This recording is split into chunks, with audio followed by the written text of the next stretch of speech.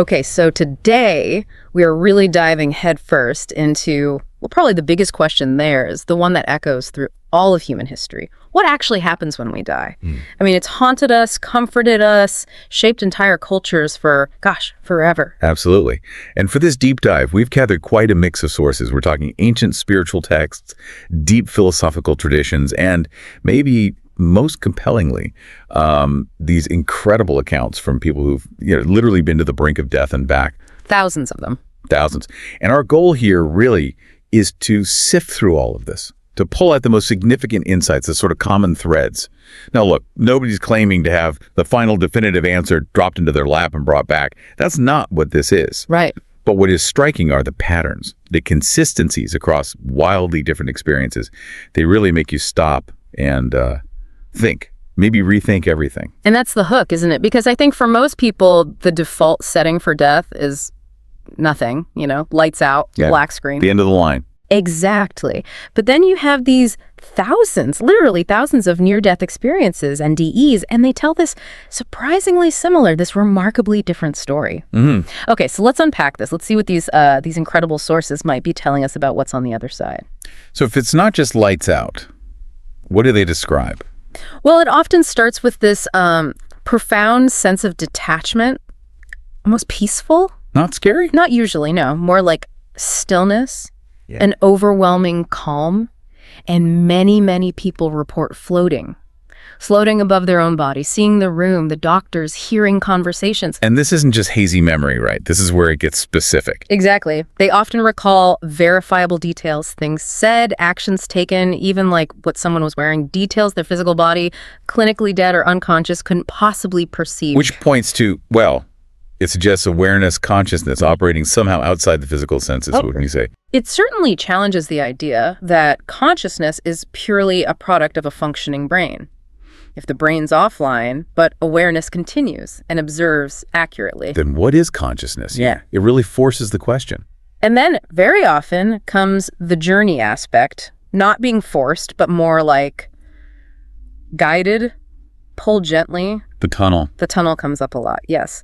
Moving through darkness towards a light, and that light or the presence associated with it. Ah, yes. The descriptions here are powerful. Yeah. Overwhelming peace, unconditional love. People struggle for words because it's apparently unlike any love experienced here. Right. A love that's total, accepting, non-judgmental. And what's key is that this isn't tied to one religion or belief system. Atheists, devout believers, people from completely different cultures, they report this same core experience of peace and overwhelming love. Which suggests it's not just wishful thinking or cultural programming, perhaps. It points towards something more fundamental about the transition itself, something inherent to the experience, regardless of your background. Okay, so you're in this state, this presence of light and love, and then often comes the life review. But it's not what you might think. No, it's not like watching reruns. The really profound part, the insight that comes up constantly, is experiencing your life, but through the eyes of others. Feeling the impact you had, the joy, yes, but also the pain, directly. It's described less as a judgment, more as understanding, a deep, empathetic understanding of the consequences of your actions, your words, even your thoughts. Wow. And again, the universality is striking. Different faiths, no faith, even young children who haven't absorbed complex doctrines report this. It feels like a core part of the experience, a kind of ultimate lesson in empathy. And this whole idea, this journey, this review, it's not just from modern NDEs, is it? Ancient wisdom traditions talk about similar things. Absolutely. Take the Tibetan Book of the Dead, the Bardo Thodol. It describes the Bardo, this intermediate state, a gap between death and whatever comes next. And in the Bardo, you encounter visions, some peaceful, some terrifying. But the teaching is crucial.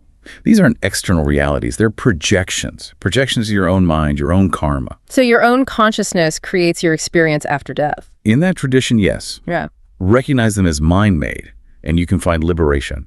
Get caught up in them, fear them, cling to them, and the cycle might continue. It really emphasizes the power of one's own mind state. That resonates with Hinduism too, right? The idea of the Atman, the soul, being eternal. Precisely. The body is shed, like old clothes, but the Atman, the essence, continues. Its journey through other dimensions or realms is shaped by karma, the sum total of actions and intentions. Again, continuity and consequences. Exactly. And while Christianity might frame it differently, judgment, heaven, hell, maybe a period of waiting, You still find common threads in Christian near-death accounts. Encounters with light beings, angels, deceased relatives waiting. So different languages, different frameworks, but describing maybe a similar underlying reality. The core themes keep repeating. Transition, some form of reckoning or understanding, and the continuation of consciousness. It's hard to ignore that pattern across such diverse traditions. Islam, too, has the concept of barzakh. Yes, the barzakh, an intermediary realm, a space between this life and the day of judgment.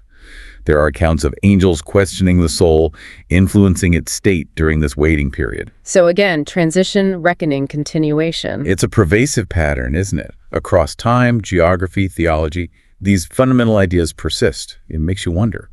Now let's jump forward. Modern researchers like Dr. Michael Newton, Dolores Cannon, they use deep hypnosis, past life regression. What did their subjects report about the moment of death? Fascinatingly, many described it not as an ending, but as an awakening.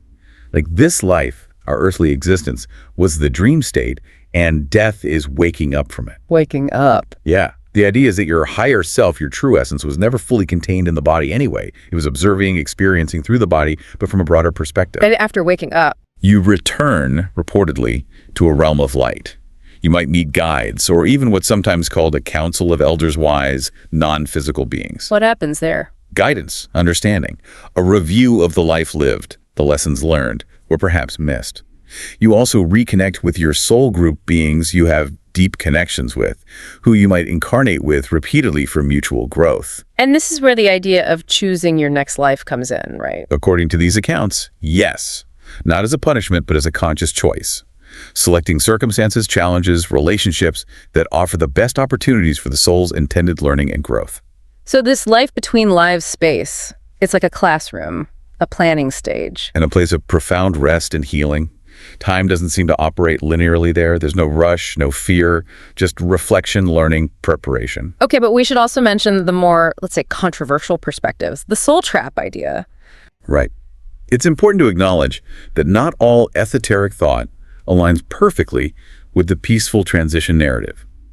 This soul trap theory suggests the reincarnation cycle might not be entirely voluntary or benevolent. How so? It posits that perhaps souls are somehow lured back, maybe by a deceptive light, into a system designed to keep them bound to the physical plane, perhaps for reasons we don't understand. It's definitely out there for many, but it persists as a fringe idea, tapping into a feeling some have that there's more to the story of life and death than we're typically told. It raises huge questions about free will and the nature of reality itself. Absolutely.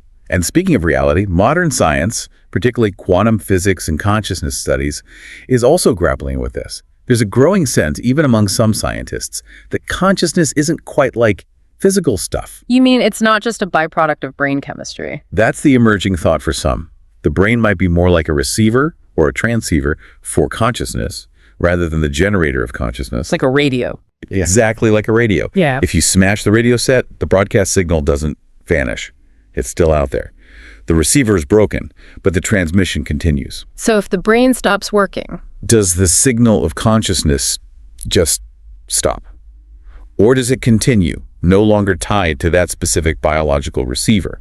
It's a radical shift from pure materialism, but one that some scientific models are beginning to explore.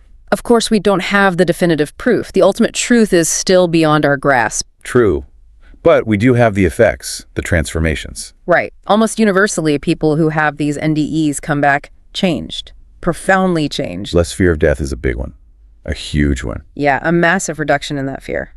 And an increase in love, compassion. Definitely. More focus on relationships, on love, less on material things, status, worldly achievements. What do they say causes that shift? Simply put, they feel they know something continues. They've had a direct experience, a glimpse behind the curtain that convinces them on a level deeper than belief. And beyond the personal stories, there are those little fragments, those strange anomalies. Yeah, things like people meeting relatives in their NDE who they didn't even know had died moments before. Or young children recalling details of past lives with uncanny accuracy. Or the accounts from people born blind who report seeing during their NDE. Seeing clearly for the first time only during the experience itself. These aren't proof in a scientific sense, maybe, But they form this compelling, recurring human pattern that really challenges our everyday assumptions about reality. So looking back at this whole deep dive through the NDE accounts, the ancient wisdom, the modern theories, what really jumps out is that consistency, isn't it? It really is. Across cultures, time periods, belief systems, you see these recurring threads. Whether you call it the Bardo or Barzak or the life between lives realm. The core ideas are there. Yeah. A transition, a process of learning or review, and the continuation of awareness. And tying it all together, this idea keeps surfacing. Consciousness might not be made by the brain, it might be received by it, like that radio signal. And the proof, in a way, is in the pudding, the people who come back. Exactly. Those profound changes. Less fear, more love, less attachment. They happen because people feel they've directly experienced that awareness persists beyond the physical body. So the overarching message, if you distill it all down from all these different sources, seems to be something like, you aren't just your body, you're the awareness using the body. The awareness behind the body, perhaps. Right. And when the body goes to sleep permanently, maybe that awareness, your true self, actually wakes up to something much bigger. It's a powerful thought. So thinking about all this, what does it mean for you listening right now? Maybe death isn't the end, not a brick wall.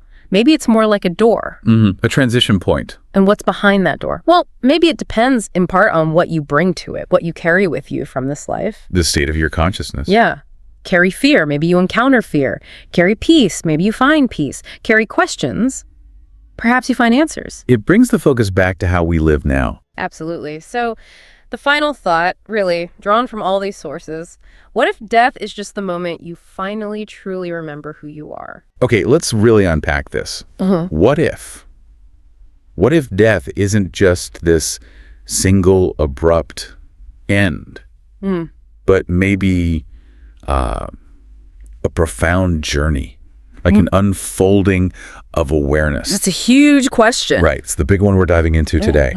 We've got this, well, frankly, fascinating collection of insights you've given us. Everything from ancient wisdom, modern spiritual accounts, really personal experiences, all looking at what might happen, like immediately after. Right after. So our mission for this deep dive is basically to pull out the most compelling bits, offer you a kind of shortcut to understanding these pretty deep perspectives. And it's the sheer breadth that's so interesting, isn't it? We'll be looking at, well, a whole tapestry of beliefs. Yeah. You've got ancient cultures, like the Egyptians, their understanding of the soul was incredibly complex. Oh, absolutely. Then there's modern spiritual circles, those powerful near-death experiences. These, yeah. And even, the stranger stuff, like reported past life memories or people feeling visited in dreams. It's a lot. Each one gives us a slightly different angle on, well, the ultimate unknown. That's exactly it.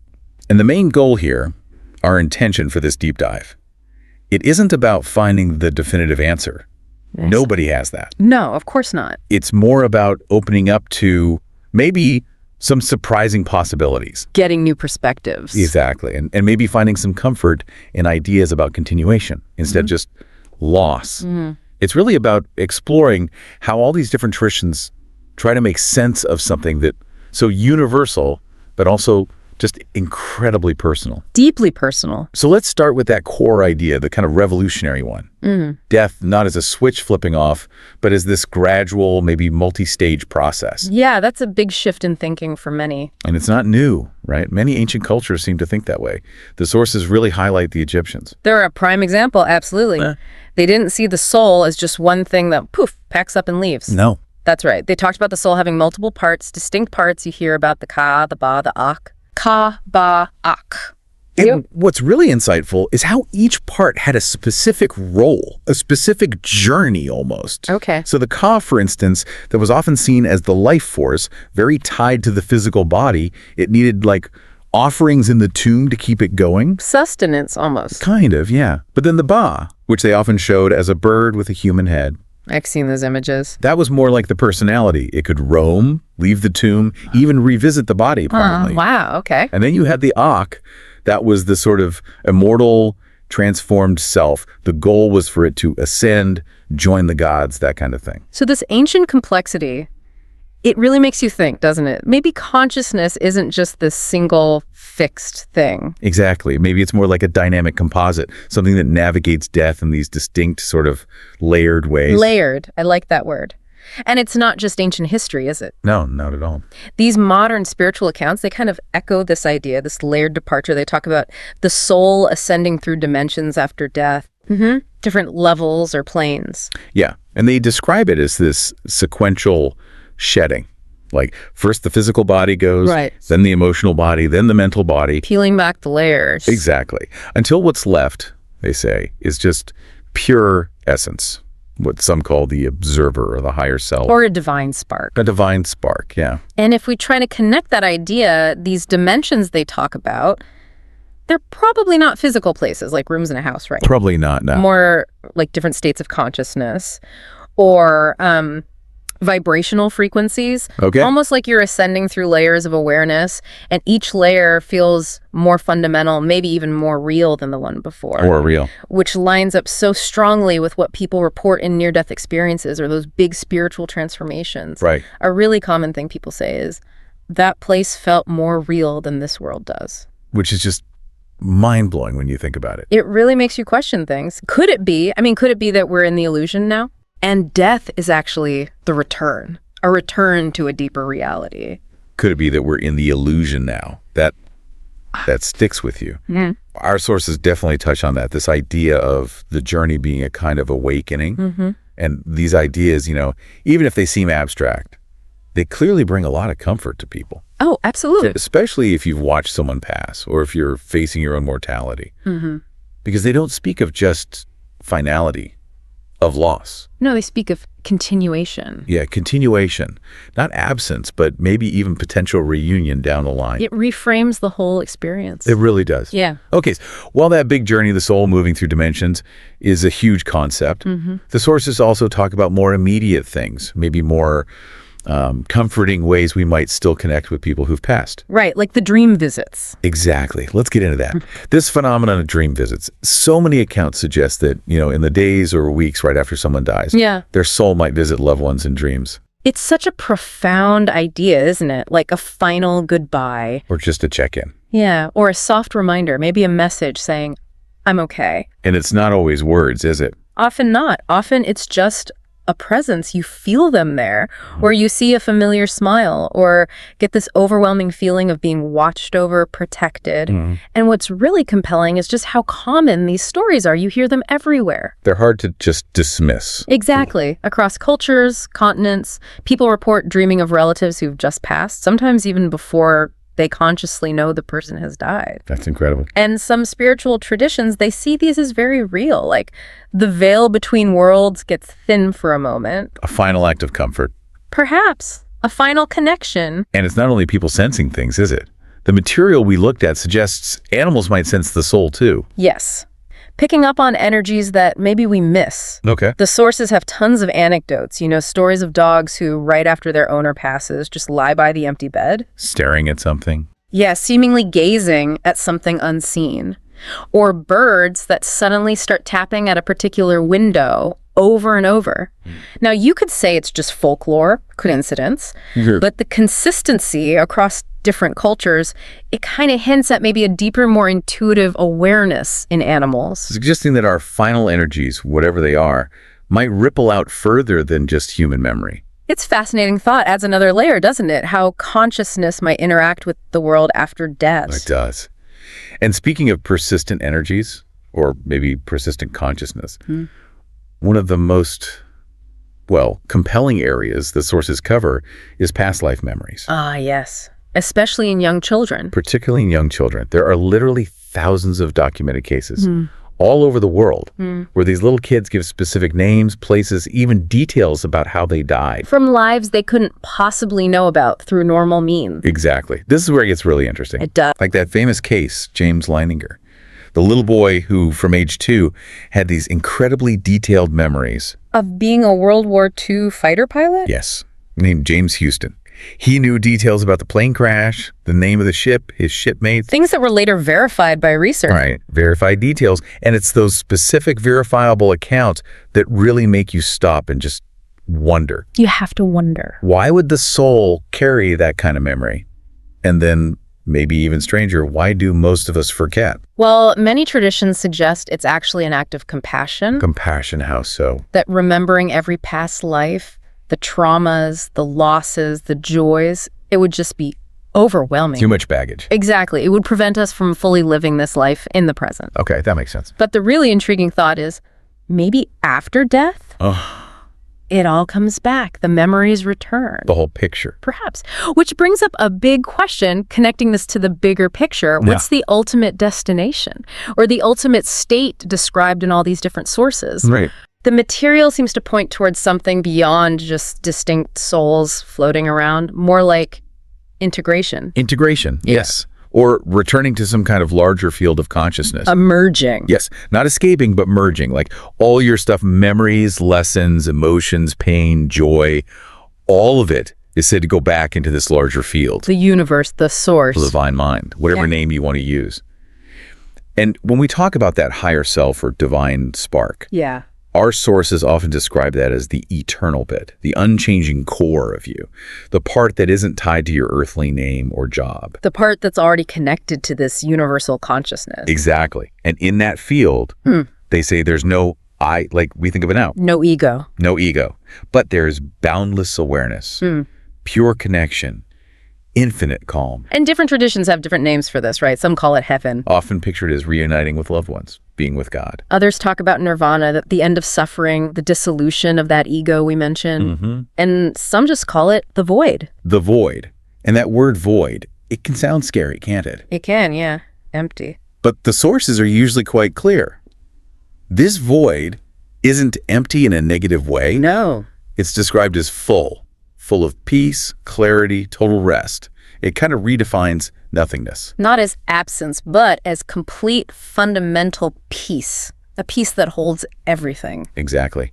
And crucially, a lot of traditions believe we actually choose to come back, to return to life. Not forced, not just punitive karma. Not necessarily, no, more like by desire, a desire to grow, maybe, Heal things. to experience, to learn.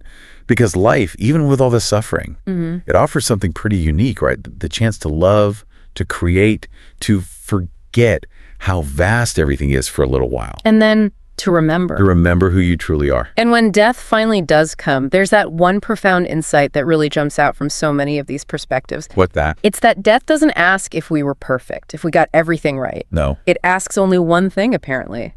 Did you live? Wow. Did you live? So yeah, we've covered quite a range today, haven't we? Some really profound possibilities. You really have. From death being this multi-layered unfolding of the soul, to loved ones visiting in dreams, animals sensing things we don't. Yeah. And even this idea of consciousness integrating back into some larger infinite field.